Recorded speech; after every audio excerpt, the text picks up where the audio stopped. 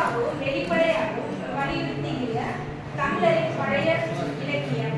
ஒன்றன் கூறாடை உட்பவரை ஆயினும் ஒன்றினார் வாழ்க்கையே வாழ்க்கை என்பது கலித்தொகை 17ஆம் பாடல். காதலர்களின், அதாவது கணவன் மனைவியரின் ஒன்றுபட்ட வாழ்க்கை வேறுபட்டு செழிக்க வேண்டுமானால் அந்த வாழ்வில் பொருள் வளம் போதிய அளவு இருக்க வேண்டும் என்பதை சங்க இலக்கியம் பல இடங்களில் வலியுறுத்துகிறது. ஒருவருக்கும் வேதனை தரும் பிரிவை மேற்கொண்டு கூட தலைவன் பொருள் தேடி வர வேண்டும் என்பது குடும்ப வாழ்க்கையில் ஒரு இன்றியமையாத நடைமுறையாக வலியுறுத்தப்படுகிறது. ஆயினும் வறுமை துன்பம் மாற்றும் போது கூட கணவனும் மனைவியும் ஒன்றுபட்ட உள்ளத்தினராக இருக்க வேண்டும் என்னும் கடினமான வாழ்க்கை நெறியை வலியுறுத்துகிறது. மேற்குறித்து கலித்தொகை பார்த்து இந்த கோட்பாட்டை வலியுறுத்துவதாக ஈருடலும் ஓருயிரும் போல என்னும் தொடராட்சி தமிழர்களின் பரவலாக இருந்து வருகிறது. பிற்காலத்து நீதிநூல் வரை இந்த கருத்து வலியுறுத்தப்பட்டு வந்துள்ளது என்பது காதல் இருவர் கருத்து ஒருமித்து ஆதரவு பட்டதை என்பர் என்னும் பாட்டடிகளால் உறுதியாகிறது.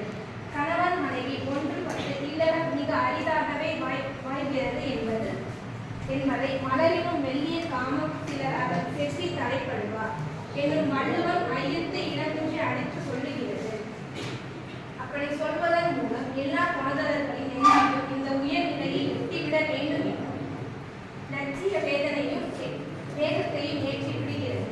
இது போலத்தான் காதலித்து கடிமணம் செய்து கொண்ட கணவர்கள் பரத்தையரை தேடி போனார்கள் என்றும் வரலாற்றை மீறிக்கொண்டு 2 பேரும் ஒருவராக வாழ வேண்டும் என்பதை மணிநேரியை முன்வைக்கிறது கலித்தொகை. பசி வந்திட 10ம் பறந்து போகும் என்பது இயற்கையான உண்மையாக இருப்பதால் ஒன்றன் கூறாரை உட்பவரே ஆயினும் ஒன்றினார் வாழ்க்கையே வாழ்க்கை. வறுமை வந்து புயலாக தாக்கும் போதும் இருவரும் ஒன்றுபட்டு நின்று அதை புறமான வேலைக்கு நெறிவகுத்து தருகிறது. இந்த கருத்து தேர்தலை செய்வோர் கிடையாது என்ற அடிப்படையில் அமைந்த மணிநெறி. இனி எடுத்துக்காட்டு. இந்த மணிநெறியை கருத்து வகையில் மேற்கண்டவாறு எடுத்துணர்த்திய சங்க இலக்கியம் நேரடி முயற்சி வகையிலும் உள்ளுரை கோமம் என்றும் பொருட்குறிப்பு வகையிலும் எடுத்து உணர்த்துகிறது. செவ்வக்குடியில் பிறந்த ஒருவன் தங்களை விட வறிய நிலையில் உள்ள ஒருவனை விரும்பி மணந்து கொண்டார். அவருடைய பெற்றோர் அந்த திருமணத்தை ஏற்கவில்லை. நாளடைவில் அவருடைய கணவர் மேலும் வறுமைக்கு உள்ளானார்.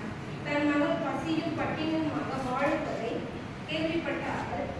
தந்தை அவளுக்கு போதிய உணவுப் பொருளை அனுப்பி வைத்தார். அந்த பெண் தந்தையின் மதத்தை முன்பு பசி தீர்த்தவரை விட தன் கணவரின் வறுமையை பகிர்ந்து கொண்டு பசித்து கிடப்பதை மேல் என்று முடிவு செய்து அவ்வாறே வாழ்ந்தார்.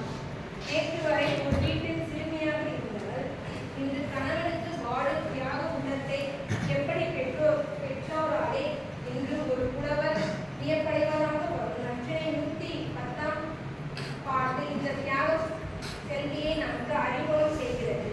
அறிவு ஒழுக்கம் ஞான உணர்தல் பொருள் கொண்ட பொருளன் குடிவர உற்றன.